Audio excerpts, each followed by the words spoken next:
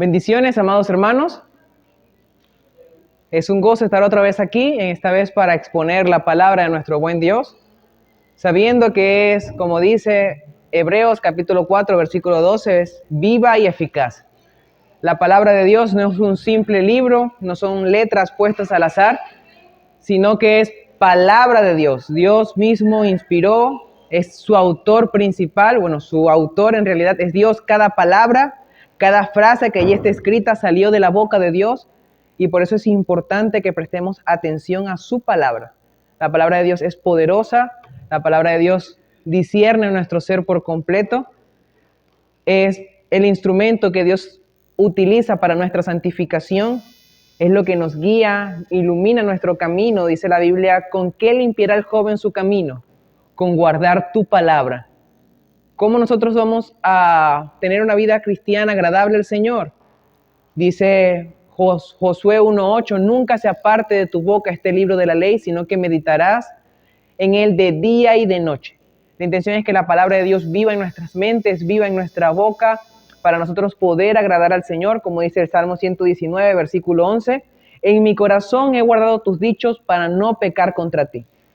Vamos a orar al Señor para que me sea utilizando en esta mañana, Él sea hablando a través de mí, entendiendo, como ya les dije, es una gran responsabilidad exponer la palabra del Señor, porque si yo le cambio una frase o le pongo una idea que no es la que el texto quería decir, lo que la palabra de Dios quería decir, estaría pecando contra el Señor. Es como que yo agarrara un discurso presidencial, lo editara y le cambiara frases, le cambiara palabras, y eso es un delito penado delante de la ley. Imagínense cuánto más si yo cambio el mensaje del Rey de Reyes y Señor de Señores.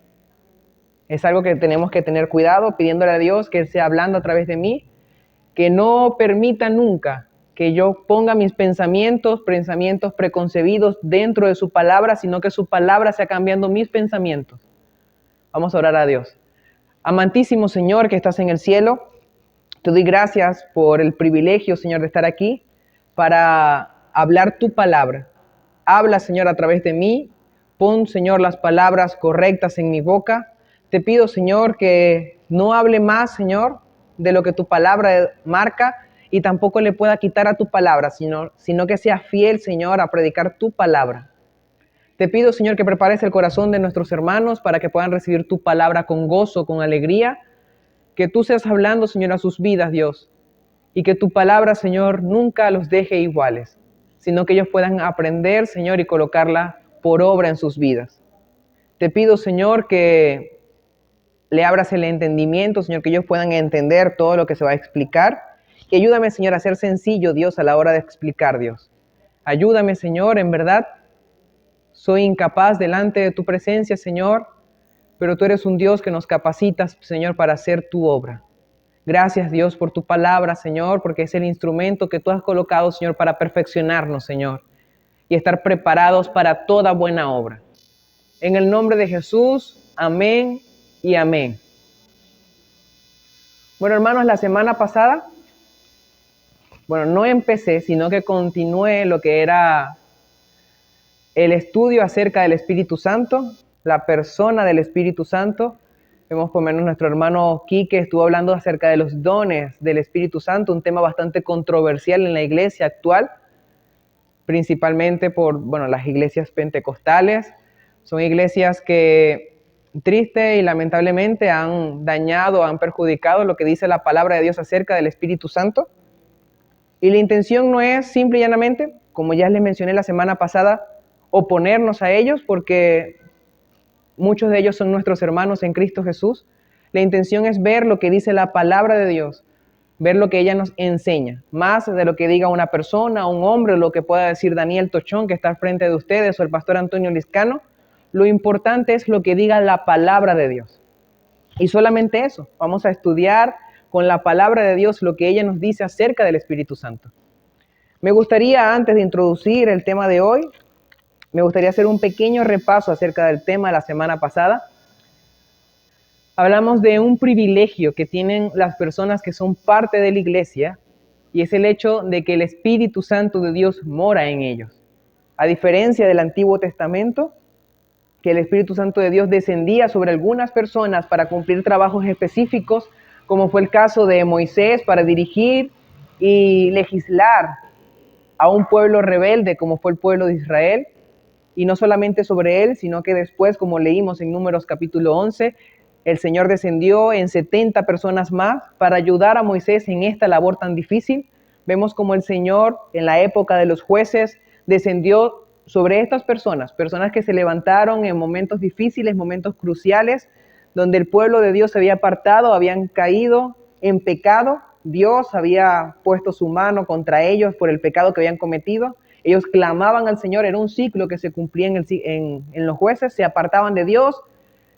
Dios le mandaba naciones extranjeras para que ellos combatieran contra ellas y estos las gobernaran. Estas naciones gobernaban al pueblo de Israel. Ellos clamaban al Señor, Dios mandaba a una persona, a un juez. Ese era el trabajo, no era un juez como nosotros vemos en la corte, un juez que tiene solamente derechos legales, sino que eran personas que se encargaban de legislar, de gobernar la nación y guiarlos para una victoria bélica, una victoria militar y aparte mantener la paz. Hubieron muchos jueces. En este caso, hablando del Espíritu Santo de Dios, resalta Sansón. El Espíritu Santo de Dios, vemos cómo no estaba de forma permanente en Sansón. Dice que justamente cuando necesitaba, por lo menos cuando agarró la quijada del burro y mató a más de 1000 personas con esa quijada, el Espíritu Santo de Dios descendió sobre él, o justamente momentos antes de morir, cuando él pidió al Espíritu Santo que descendiera sobre él y pudo con su muerte acabar con más filisteos que los que había acabado en toda su vida. Vemos que el Espíritu Santo de Dios no estaba permanentemente en estos hombres, y si estaba de una manera, la Biblia muestra alguna permanencia, como el caso de Moisés o el caso de David. Vemos que no era en todas las personas, no era en todas las personas creyentes, sino en personas específicas para que cumplieran ciertos labores. También tenemos, hablamos del texto de David, donde David pecó con Betsabé, y una de las preocupaciones de David por causa de su pecado era que Dios no apartara su Santo Espíritu de él. Esa era otra cosa, no solamente por tener el Espíritu Santo de Dios significaba que lo ibas a tener toda tu vida, podía irse, como fue el caso del rey Saúl. Pero ahora comenzamos en Hechos capítulo 2. Empieza una nueva etapa, que es la etapa de la iglesia. Justa y llanamente en esa etapa es la etapa que nosotros estamos, y es el hecho de que el Espíritu Santo de Dios ahora mora en toda persona que ha recibido a Cristo Jesús como su único y suficiente Salvador. Vimos algunas características de esta morada. La primera característica es que lo hace de forma permanente. El Espíritu Santo de Dios permanece en el cristiano, no se va del cristiano. La segunda característica que nosotros vimos es el hecho de que el Espíritu Santo es la prenda de la salvación. El hecho de que nosotros somos salvos en Cristo Jesús, nuestro Señor, es garantizado por el hecho de que tenemos al Espíritu Santo de Dios en nosotros. Es por eso que, a diferencia de lo que muestran muchos cristianos, la salvación no es algo que se pierde, porque el Señor justamente nos dejó a su Espíritu Santo de Dios, que leímos la semana pasada que iba a ser de forma permanente, que no se iba a apartar de nosotros. Él lo dejó en nosotros como muestra de que Él iba a terminar la obra que había empezado en nosotros. Tenemos el texto de Filipenses capítulo 1, versículo 6, donde el apóstol Pablo dice: estando persuadido de esto, que el que comenzó la buena obra en vosotros, la perfeccionará hasta el día de Jesucristo. Tenemos el versículo de Judas, el único capítulo que tiene Judas. En la parte final, él reconoce que poderoso es Dios para mantenerlo sin mancha ni caída delante de la presencia del Señor.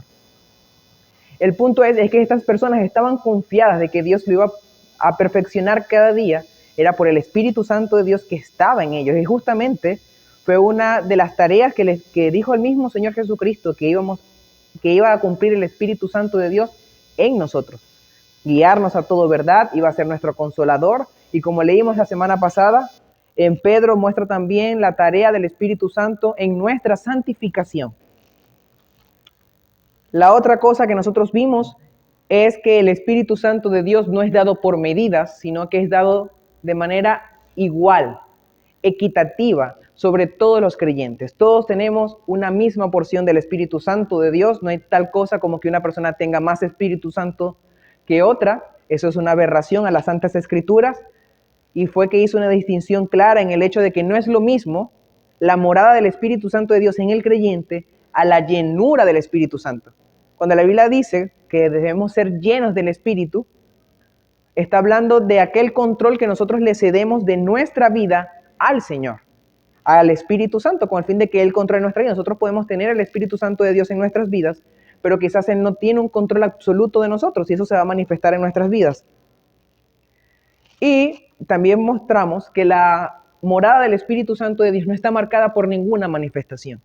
Hay muchas personas que muestran que la morada del Espíritu Santo de Dios en nuestras vidas llega a través del hablar en lenguas o de alguna sensación, sentimiento, emoción extraordinaria, pero la verdad es que no, el Espíritu Santo de Dios no está ligado a nuestras emociones, no está ligado a nuestros sentimientos. Como les dije la semana pasada, nuestras emociones y sentimientos son como una montaña rusa. A veces estamos alegres, puedo estar en la mañana alegre, una hora más tarde me pasó algo y puedo estar triste. Y si el Espíritu Santo, la morada del Espíritu Santo de Dios en mi vida dependiera de mis emociones, entonces el Espíritu Santo entraría, saliera, y no es lo que muestra las Santas Escrituras. Y como ya les mencioné, hubieron casos precisos, por ejemplo, el caso de Hechos 2, el caso con los samaritanos, bueno, más que con los samaritanos, con los gentiles, cuando vemos a Pedro yendo a casa de Cornelio, donde la manifestación o la morada del Espíritu Santo de Dios en estos hombres se manifestó de forma externa. Pero como vimos también, no fue algo que se iba a pasar siempre o era una regla que se estaba imponiendo, sino que fue un hecho preciso con el fin de mostrar a las personas, a los judíos primeramente, quiénes eran los integrantes de la iglesia, de ese cuerpo, que no iba a ser un cuerpo solamente de judíos, sino que iba a ser un cuerpo multiétnico. Y está basado también en la estructura que el mismo Lucas muestra en Hechos, que donde iban a evangelizar primero en Jerusalén, en Judea, en Samaria y hasta lo último de la tierra. Vemos que está eso, que no solamente iban a ser personas judías, personas nacidas en Jerusalén, sino que estaba abierta la salvación, estaba abierto el Espíritu Santo de Dios, ese don de Dios para toda aquella persona que creyera en Cristo Jesús. Y eso está marcado justamente, por lo menos en el caso de Cornelio, en Hechos capítulo 11, vemos la sorpresa de Pedro y de las personas que estaban con Pedro al ver que el don del Espíritu Santo también fue dado a los gentiles, a aquellas personas que no eran judíos. No eran gentiles por el trato como trataban a las demás personas, como dicen que San Cristóbal es la ciudad de la gentileza, sino es gentiles en el sentido de que no eran judíos. Quiero aclarar allí. También, y fue lo último que toqué la semana pasada, es el hecho de que algunos errores al hablar de la morada del Espíritu Santo de Dios, estas son cosas que no están en las Santas Escrituras, son cosas que no son bíblicas, son cosas que muchas personas enseñan, pero no porque están basadas en las Santas Escrituras, es porque ellos han tenido una mala interpretación, sacan textos fuera de su contexto original. Debemos entender que cada vez que nosotros leemos la palabra de Dios, debemos leerla en su contexto, no podemos leer simplemente textos aislados, sino que la Biblia fue hecha como un todo y tiene a un solo autor, donde no se va a contradecir desde punta a punta y debemos entender y tener eso claro. Por ejemplo, si yo voy a hacer un libro o voy a escribir una carta a una persona, yo le escribo una carta y mi intención no es que esa persona lea una frase de la carta, mi intención es que esa persona lea toda la carta.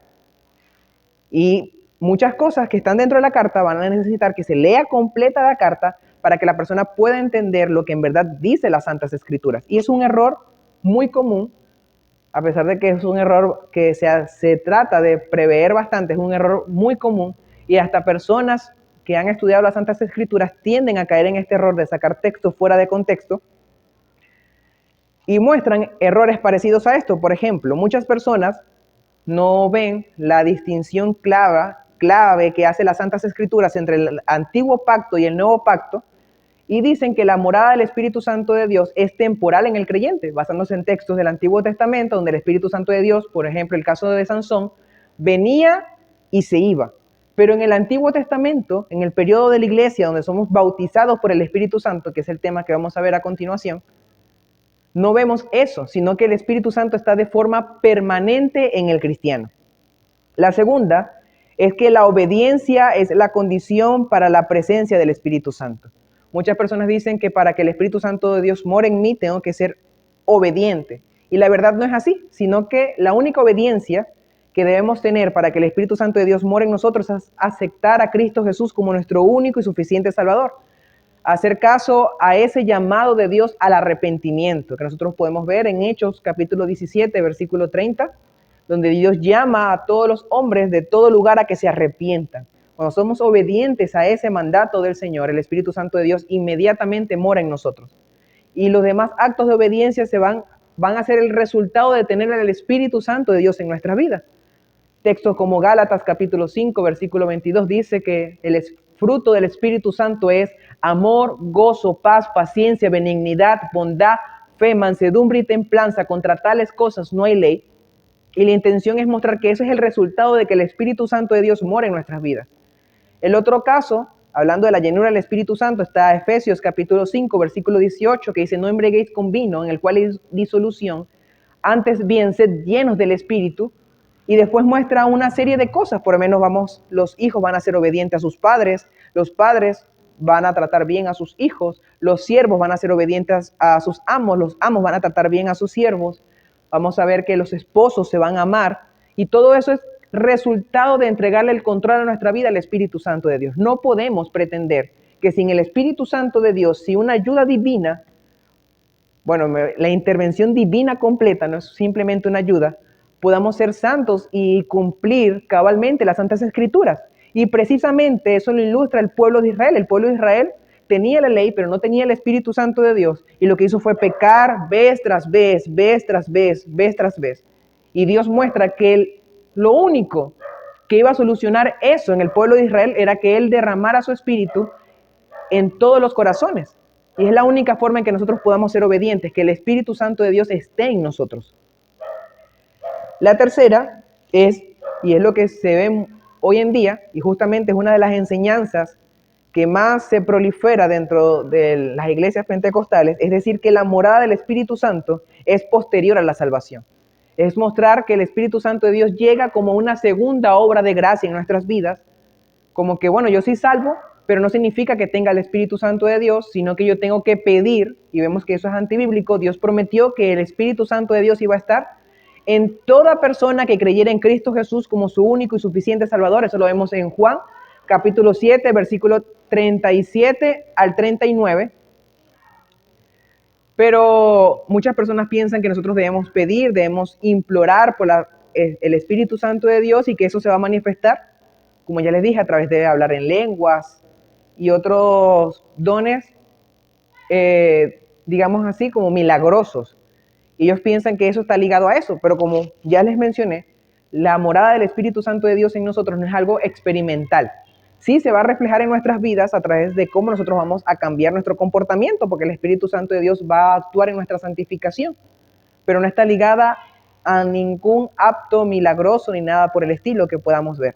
Justamente, como ya les mencioné, eso fueron cosas precisas en un momento preciso para el Señor tenía un propósito con esos milagros, y era el hecho de que todos los judíos vieran que los gentiles y los samaritanos también eran parte de la iglesia. Esa era la intención. Y bueno, eso era lo que se habló la semana pasada. La intención era refrescar, tener en claro lo que es eso, si había una duda o quizás una persona no había escuchado bien algo, que lo tuviera en su mente, lo pudiera reflexionar, pudiera anotar si no anotó algún versículo. Ahora nosotros vamos a hablar el día de hoy acerca del bautizo del Espíritu Santo. También es otro tema bastante controversial. En verdad, creo que la doctrina más atacada en las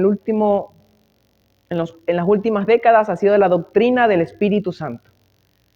Ya las personas, por lo menos los testigos de Jehová, ven al Espíritu Santo como un agente impersonal, como que no es una persona, sino que es simplemente una fuerza activa en contra de todo lo que nos muestra la palabra de Dios. Por ejemplo, tenemos el caso de Ananías y Zafira, y la Biblia aclara de que ellos mintieron al Espíritu Santo.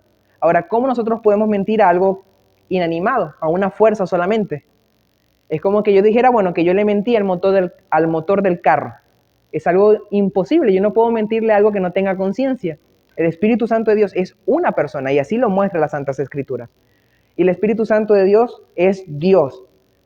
Y siempre cuando se habla del Padre, del Hijo y del Espíritu Santo, siempre se nombran las tres personas, sabiendo y entendiendo que tenemos a un Dios trino, un Dios que es uno en esencia, pero es tres en personas. Las tres personas subsisten, están por debajo de la existencia, subsisten en una misma deidad, son un solo Dios. Es algo difícil de entender, algo que no vamos a entender en este mundo. No hay una analogía precisa, mayormente cuando el hombre ha tratado de usar analogías, metáforas, símiles para explicar la Trinidad, lo que ha terminado es caer en otros errores. Y no es mi intención. Debemos de entender que Dios es uno en esencia, tres en personas, son tres personas, todos tienen un trabajo, por lo menos en la redención todos tuvieron un trabajo en específico, pero tenían el mismo propósito. No son personas que están peleando, todas tienen un propósito y son un mismo Dios para nosotros. Debemos tener eso en claro. Ahora, antes de hablar del bautizo del Espíritu Santo, justamente hablando del tema del contexto y cómo nosotros debemos leer las Santas Escrituras, cómo nosotros debemos entender las Santas Escrituras, debemos entender que el tema del bautizo del Espíritu Santo no simplemente es agarrar, y es lo que muchas personas hacen, agarrar Hechos 2 o Primera de Corintios, capítulo 12, versículo 10 hasta el 13, porque no vamos a entender la importancia del bautizo del Espíritu Santo de Dios.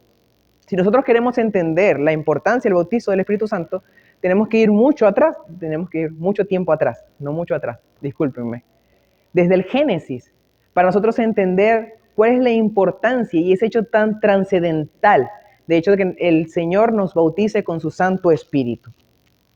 Como dijo un hombre, justo él, González, un historiador cristiano precisamente, hace un tiempo estuve leyendo un libro llamado Historia del Cristianismo, expuesto por él, y él dice que la historia en general, él no la ve como una historia lejana, sino la ve como algo autobiográfico, una bibliografía pues de él mismo.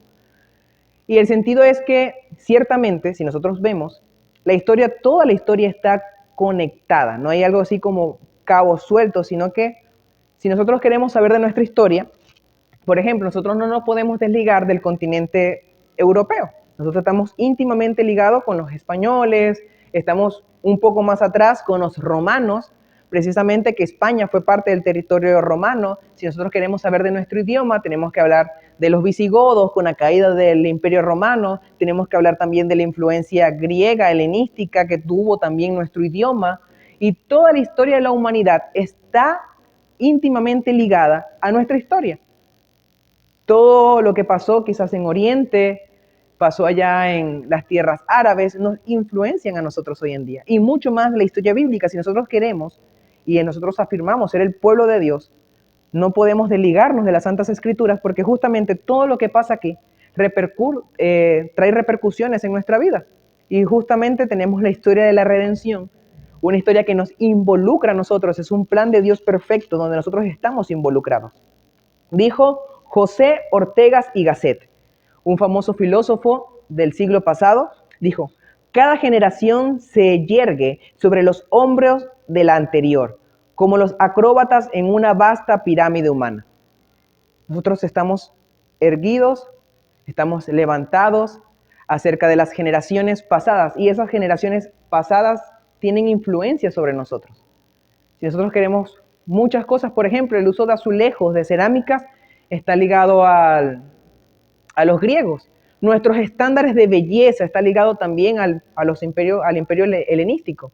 Si nosotros vamos atrás a la historia y vemos precisamente las Venus, que eran la forma, lo que ellos veían, el estatus de la fertilidad, cómo debería ser una mujer perfecta, las diosas de la fertilidad de la antigüedad, vamos a ver que mayormente eran mujeres acuerpadas, mujeres robustas, pero después con el tiempo esos estándares cambiaron precisamente porque Alejandro Magno, a través del imperio helenista, el imperio macedónico, él helenizó, o sea, culturizó a todas las naciones que él gobernó y él impuso sus dioses, sus estándares y todo lo demás. Es por eso que mayormente cuando nosotros cuando nosotros vemos un concurso de belleza, no los veo yo, por cierto, o se mira cualquier cosa, mayormente hay un estándar. Mayormente las personas, las mujeres, que son lo que más entran en el estándar de belleza, tienen que ser mujeres delgadas y demás. Pero son cosas estándares que fueron dados por hombres, que fuimos influenciados aún, que eso fue hace años y años atrás, más de 1000 años, cuando Alejandro Magno estaba vivo y culturizó todo lo que fue el imperio persa y parte también de lo que gobernó Roma, toda esa parte del Mediterráneo y demás, tiene influencia hoy en día en nuestra cultura y debemos entender eso. Ahora vamos a ir al inicio de lo que es el bautizo del Espíritu Santo de Dios y está íntimamente ligado a lo que nosotros conocemos como la historia de la redención. Muchas veces nosotros decimos que la historia de la redención simple y llanamente empezó con Cristo Jesús viniendo al mundo allá en un pesebre, y muchas personas miran la historia de la redención así, como que bueno, Cristo Jesús vino al mundo en el año 0 antes de Cristo, y justamente Él vino al mundo, nació en un pesebre allá en Belén, la primera Navidad, creció, a los 33 años murió, fue en una cruz, resucitó al tercer día y por eso somos salvos. Y limitamos toda la historia de la redención allí. Pero en verdad la historia de la redención va mucho más atrás, está desde el Génesis. Dios ideó un plan perfecto, Dios ideó un hombre que iba a ser su imagen y semejanza, y ese hombre iba a ser el que gobernara la tierra. La intención era que ese hombre pudiera mostrar la imagen de Dios al mundo. Y no digo imagen física, porque Dios es espíritu, es lo que dice Juan capítulo 4, versículo 24, que Dios es espíritu, por eso no podemos ver a Dios. El sentido era que los atributos comunicables de Dios, como era su justicia, su amor, su misericordia, el hombre fuera capaz de comunicarlo a la creación entera. Dios colocó a este hombre como el gobernante de toda la creación para que fuera una extensión del gobierno de Dios. Así, por ejemplo, en Inglaterra hay un primer ministro y el primer ministro es escogido, bueno, antes era escogido por la reina Isabel, en este caso, bueno, por su hijo Carlos. El sentido era que este primer ministro iba a ser una extensión del poder monárquico, en ese caso de Inglaterra, y él iba a actuar, pero iba a ser siempre una representación de poder que venía desde la corona inglesa. Y así pasaba en este mundo, y eso fue el plan de Dios. Dios creó al mundo y dijo al hombre que gobernara al mundo, que se multiplicara y gobernara este mundo y mostrara, iba a ser su imagen y semejanza. Iba a mostrar esos atributos de Dios al mundo entero.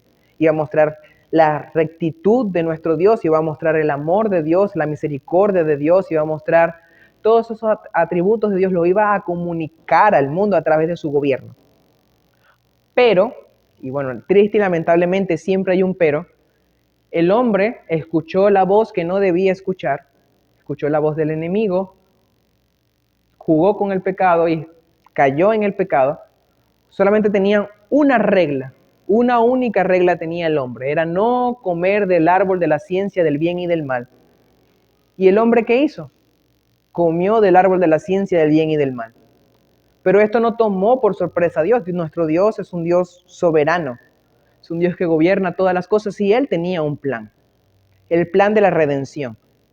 Y justamente vemos, y por eso este texto se llama el protoevangelio, proto es primero, el primer evangelio, lo tenemos en Génesis capítulo 3, versículo 15.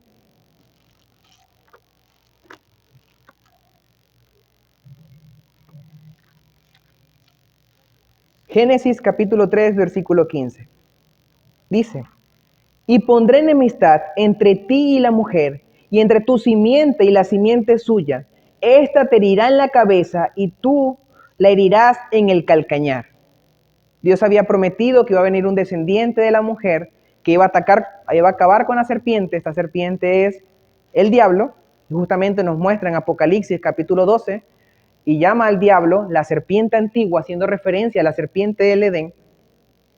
Y la promesa era que el Señor Jesucristo, descendiente de la mujer, iba a venir, descendiente en su forma humana, sabiendo que Él es Dios eterno, preexistente, creador de todas las cosas, vino a este mundo, se encarnó, nació de una mujer en su forma humana, y vino y eliminó el pecado a través de su muerte y su resurrección.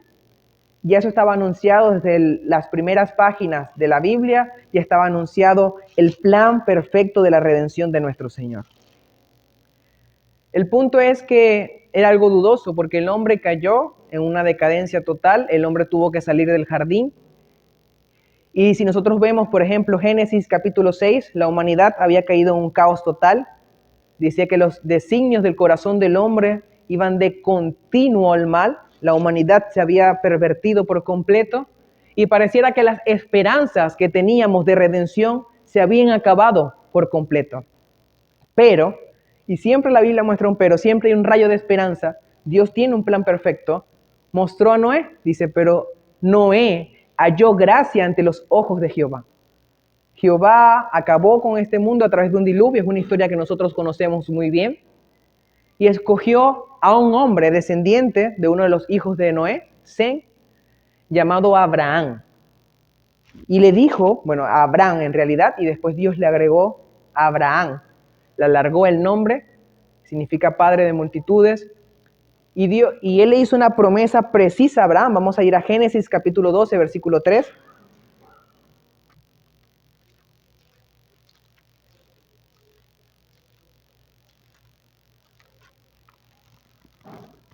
Dice así: bendeciré a los que te bendijeren, y a los que te maldijeren maldeciré, y serán benditas en ti todas las familias de la tierra. Dios prometió, ya había mostrado en Génesis capítulo 3, versículo 15, la primera parte de su plan, lo primero que mostró de su plan, y aquí muestra otra cosa. Dios escogió un hombre y con la descendencia de este hombre iba a ser benditas todas las familias de la tierra. Y ahí sigue el plan redentivo, como el plan de Dios para redimir al hombre. El punto es que pasan varias vicisitudes. Muchos de ustedes conocerán la historia, no voy a hacer hincapié en cada personaje bíblico porque si no, no tendríamos tiempo de acabar. Duraríamos un año y todavía seguiríamos hablando.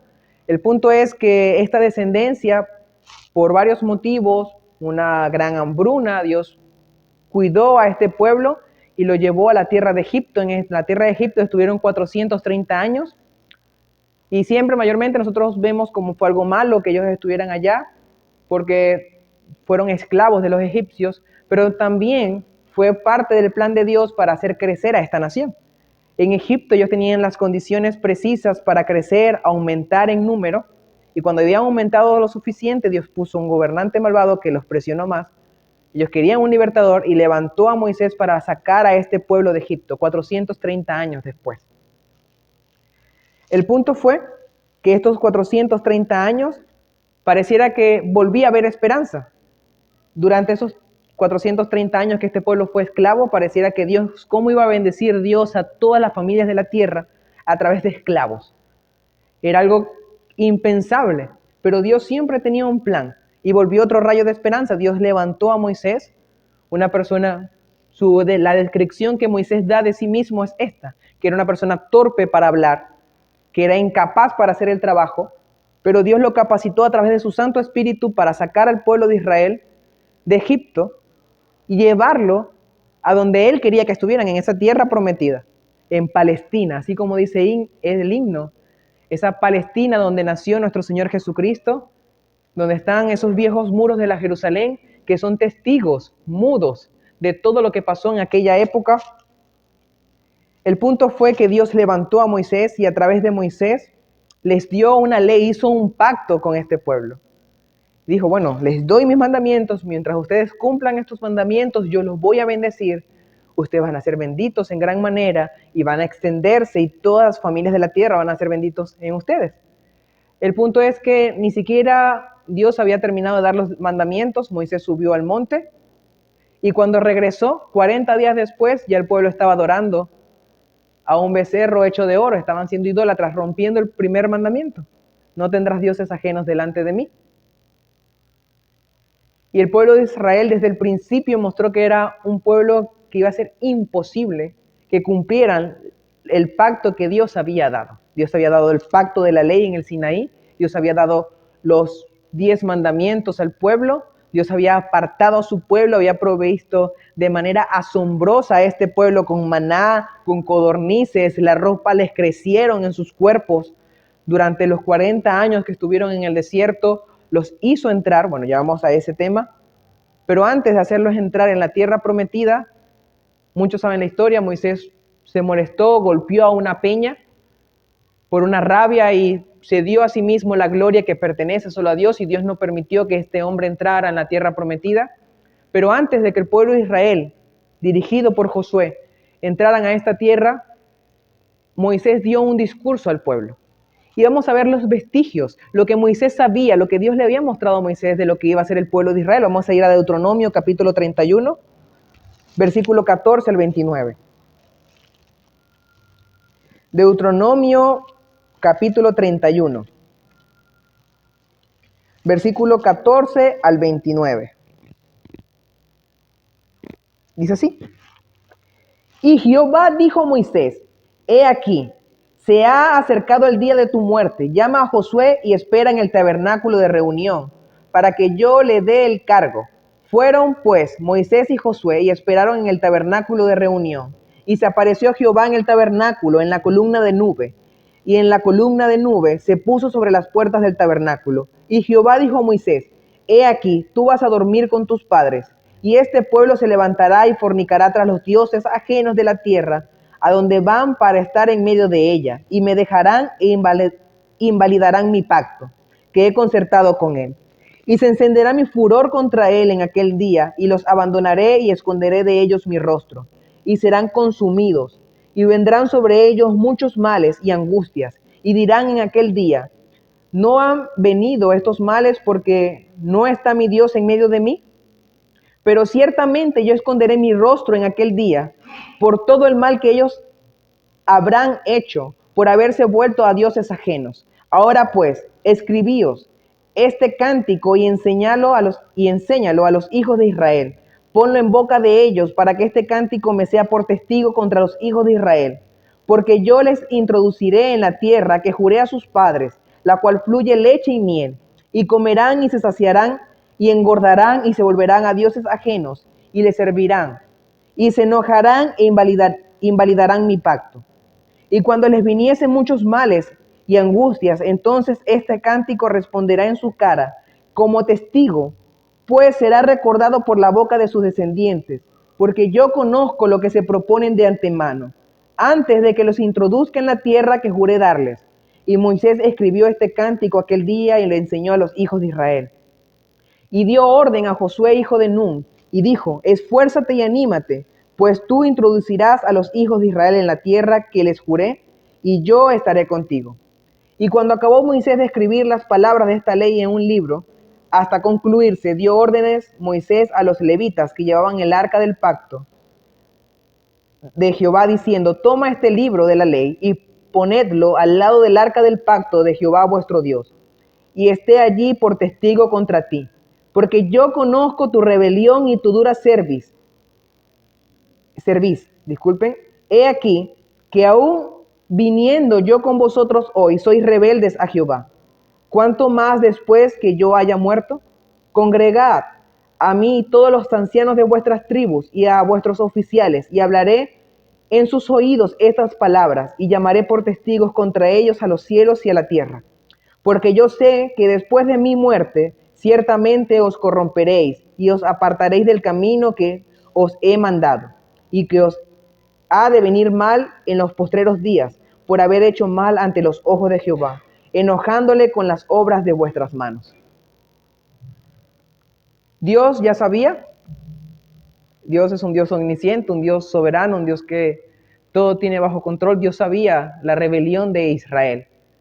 Este pueblo que Dios había escogido para bendecir a todas las naciones de la tierra era un pueblo que no iba a cumplir el pacto que Dios había hecho con ellos, el pacto de la ley.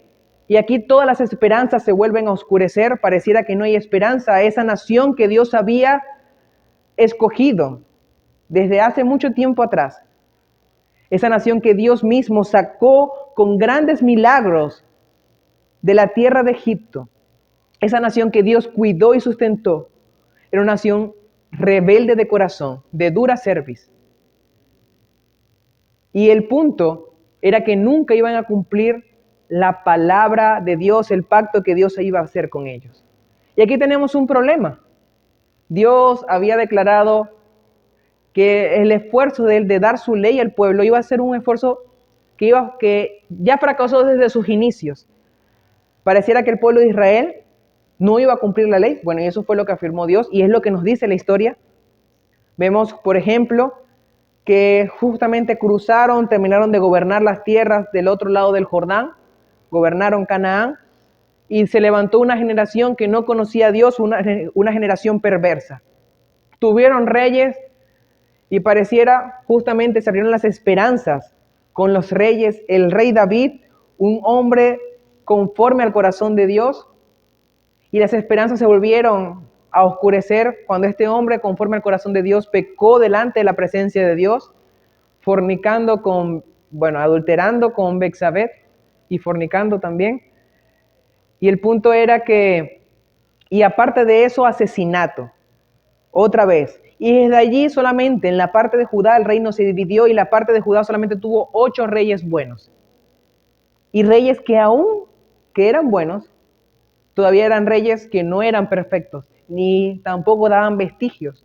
El último esfuerzo fue el rey Josías. El rey Josías quiso hacer una reforma, enseñar la ley a todas las personas, derribar todos los lugares altos, y la consecuencia fue que esta reforma no fue duradera, porque el pueblo de Israel ya estaba demasiado pervertido. El pueblo de Israel ya no daba una vuelta atrás. Dios lo llevó al exilio, y en el exilio con mano dura, mucha mano dura, el Señor trató con ellos, y aún así no fueron obedientes, y pareciera que toda la esperanza se fueron. Pero en este exilio, Dios hizo una promesa que nos recordaba esa historia de redención. Vamos a ir a Ezequiel, capítulo 36.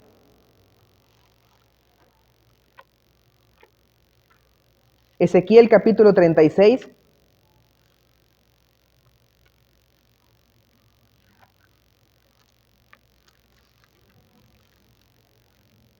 Versículo 21 al 26.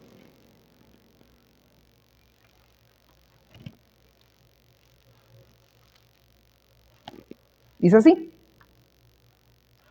pero he tenido dolor al ver mi santo nombre profanado por la casa de Israel entre las naciones a donde fueron. Por tanto, di a la casa de Israel: así ha dicho Jehová el Señor.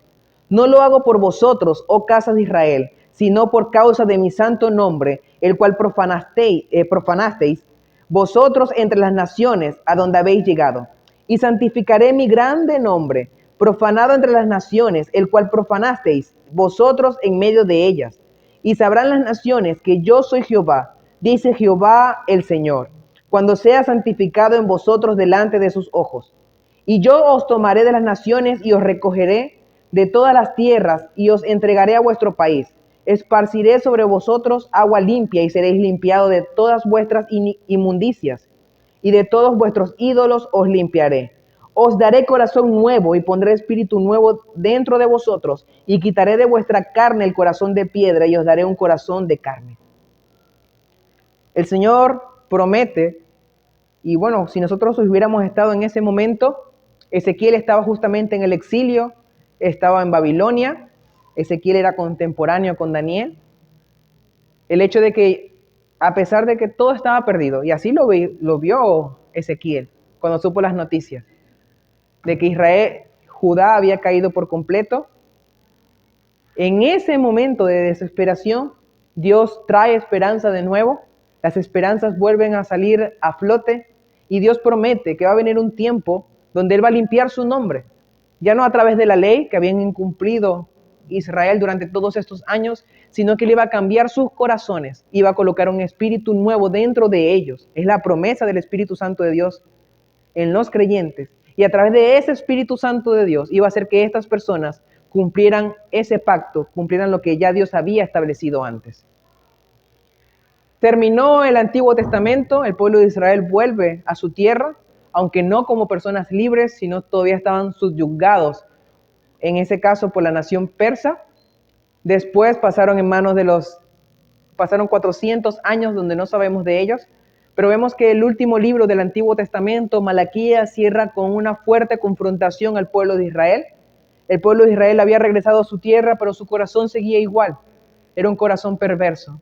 Y a pesar de los esfuerzos de Nehemías, Esdras, Zorobabel, ninguno de estos esfuerzos, ni el de Ageo, Zacarías, Malaquías, sirvieron para volver a Israel al corazón de Dios. 400 años de silencio pasan, Dios no habla, Dios no manda a escribir más la Biblia, Dios se queda en silencio, por eso se llama 400 años de silencio, porque Dios no inspiró ningún libro bíblico, ningún libro aquí. Dios habló con las personas, Dios se manifestó, pero no en el sentido de crear material para incluirlo en las Santas Escrituras. El punto fue que al terminar estos 400 años, bueno, pareciera que Dios se olvidó de las promesas que había hecho, se olvidó de todo esto, cómo iban a pasar más de 400 años. Ezequiel fue escrito antes de que el pueblo de Israel volviera a Jerusalén. Pero resulta que Dios no se olvidó de eso. Dios tenía en mente y seguía teniendo en mente su plan perfecto de redención.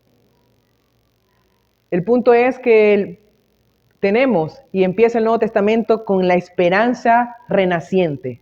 Cristo Jesús, el Señor, naciendo en un pesebre.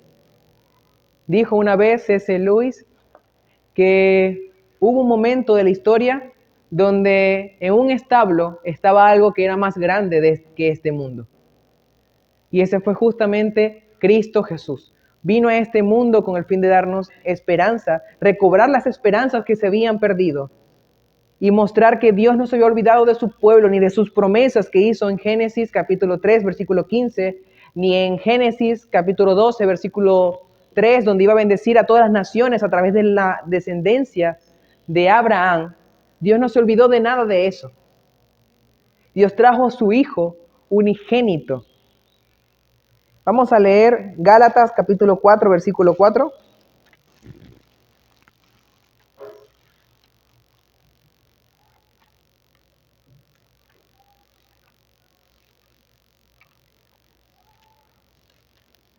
Gálatas capítulo 4, versículo 4. Dice así: pero cuando vino el cumplimiento del tiempo, Dios envió a su Hijo, nacido de mujer y nacido bajo la ley, para que redimiese a los que estaban bajo la ley, a fin de que recibiésemos la adopción de hijos. No fue que Dios se olvidó, Dios tiene un tiempo perfecto. Muchas veces nosotros pensamos que Dios no tiene un tiempo perfecto, pero Dios tiene un tiempo perfecto. Y cuando hubo pasado el cumplimiento de ese tiempo, Dios trajo a su Hijo unigénito a este mundo. La segunda persona de la Trinidad vino a este mundo para darnos salvación y vida eterna. Y Él no se olvidó de esa promesa. Sabía que si no, su espíritu no estaba dentro de las personas, no iban a cumplir su ley. De nada servía simplemente hacer una reforma moral, así como el tipo que hizo Josías, porque no iba a funcionar. Dios fue más trascendental. Cristo Jesús murió en la cruz por nosotros, limpiándonos de nuestros pecados, dándonos salvación y vida eterna. Y no solamente eso. Vamos a ir a Juan capítulo 7, versículo 37 al 39.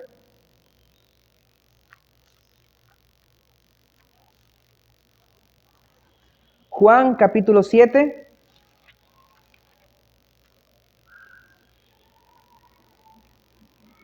versículo 37 al 39. Y aquí nos muestran cómo Dios está retomando todas esas promesas que había hecho, porque Dios no es hombre para mentir, ni hijo de hombre para arrepentirse. Dios iba a cumplir su promesa con nosotros. Dios no se arrepiente de lo que dice, de lo que habla. Dice, versículo 37 al 39. Dice así: en el último y gran día de fiesta, Jesús se puso en pie y alzó la voz diciendo: si alguno tiene sed, venga a mí y beba. El que cree en mí, como dice la Escritura, de su interior correrán ríos de agua viva.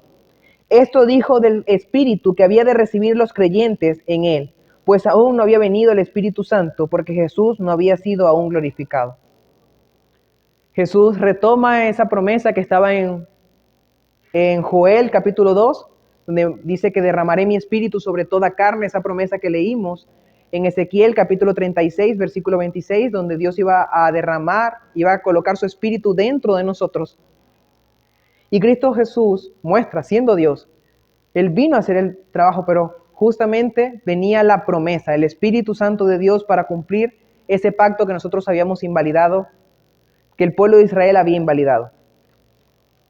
Y ahí justamente entramos al tema de el bautizo del Espíritu Santo. Vamos a ir a Hechos capítulo 1, versículo 4 y 8.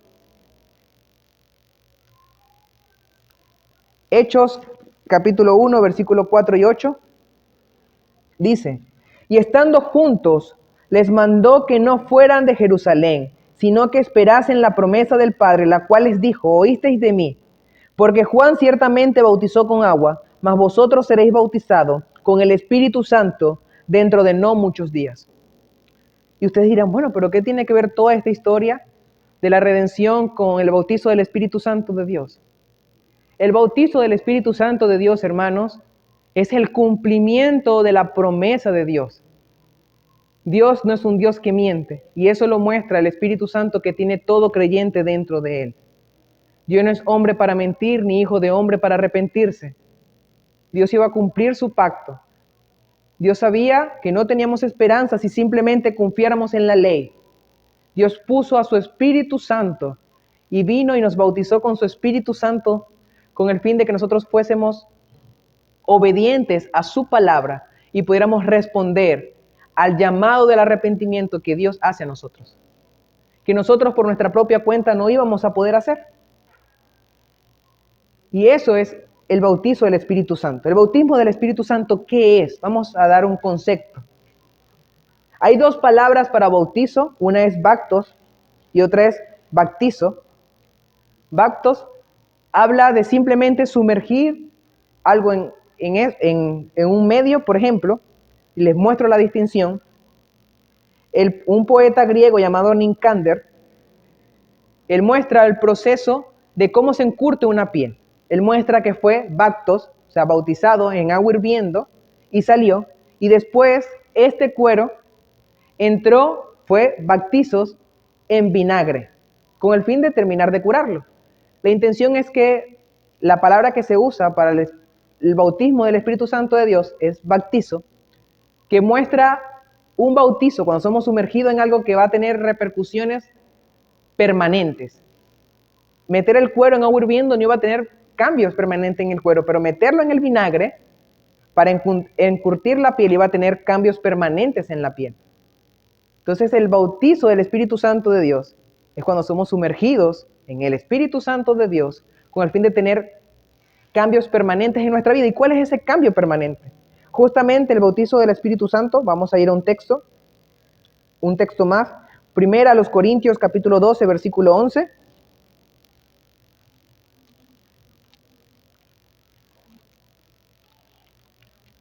Primera a los Corintios capítulo 12, versículo 11 al 13, dice así.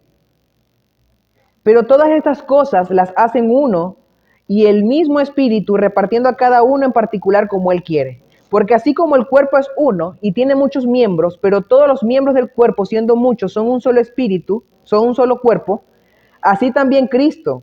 Porque por un solo espíritu fuimos todos bautizados en un cuerpo, sean judíos o griegos, sean esclavos o libres, y a todos se nos dio a beber de un mismo espíritu. El bautizo del Espíritu Santo es el acto de Dios incluirnos en el cuerpo de Cristo Jesús, dando inicio a una nueva era, la era de la iglesia. Cuando nosotros creemos en Cristo Jesús de forma inmediata, somos ingresados en el cuerpo de Cristo a través de que el Espíritu Santo de Dios, somos sumergidos en el Espíritu Santo de Dios y viene a morar en nuestras vidas. Ese acto de meternos en el cuerpo de Cristo es lo que nosotros conocemos como el bautizo del Espíritu Santo. Y ya para terminar, hermanos, hablando de toda la historia de la redención, justamente nosotros hablamos de los pentecostales. Está esa denominación del cristianismo. Son personas que le dan mucho énfasis al día de Pentecostés. Pentecostés significa 50 días después. Esta era una fiesta, era la fiesta de la cosecha, era la fiesta de las primicias del trigo. Ya habían pasado la fiesta de las primicias, que eran las primicias de cebada, que fue justamente el día de la resurrección. El día de la resurrección fue las primicias de cebada, mostrando que Jesús es la verdadera primicia para nosotros, como dijo el apóstol Pablo. La primicia de la resurrección es Cristo Jesús. Ahora tenemos la primicia de el trigo, la fiesta de la cosecha. Eso es el día de Pentecostés. ¿Y qué quiere decir esto? Tiene dos cosas que podemos ver claras. Justamente el Espíritu Santo de Dios es nuestra primicia. Es lo que Dios, justamente cuando antes iba a cosechar un grano, cuando se llamaba primicia, era un hombre, iba a ver si el campo estaba listo para la cosecha y tomaba de ciertos lugares, de varios lugares de su cosecha, tomaba ciertos granos para ver si el grano estaba apto para la cosecha. Eso era lo que se conocía como las primicias.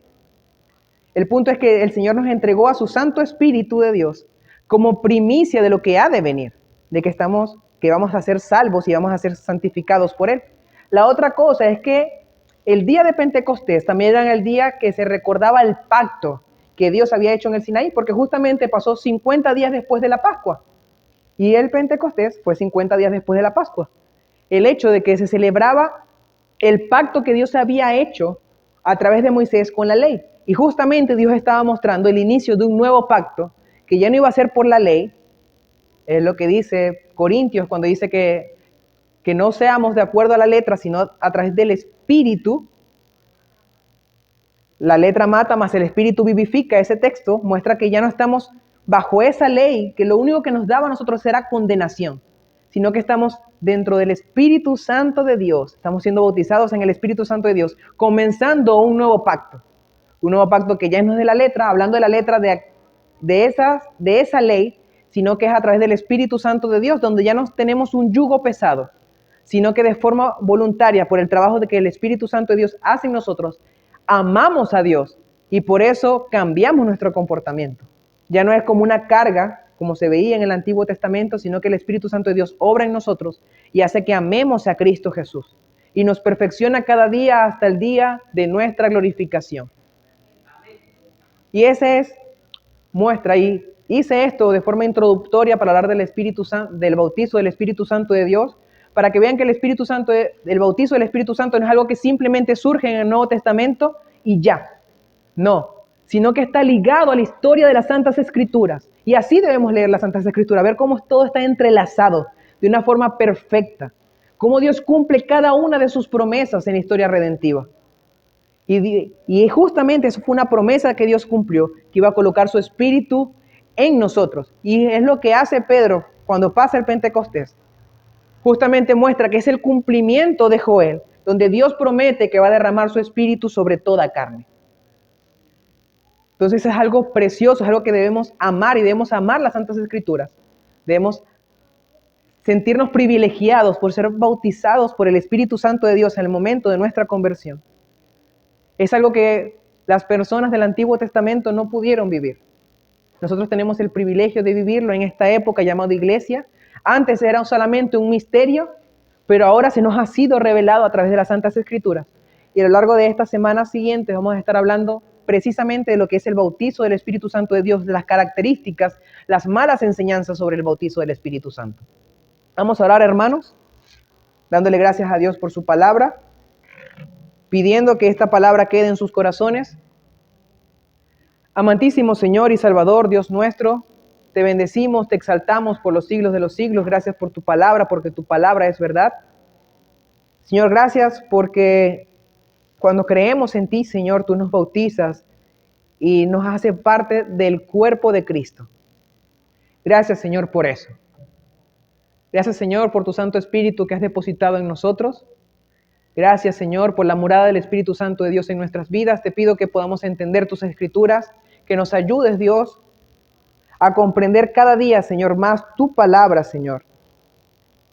Y que tu palabra, Señor, sea viva en nosotros. Gracias, Dios, por este tiempo, en el nombre de Jesús. Amén y amén.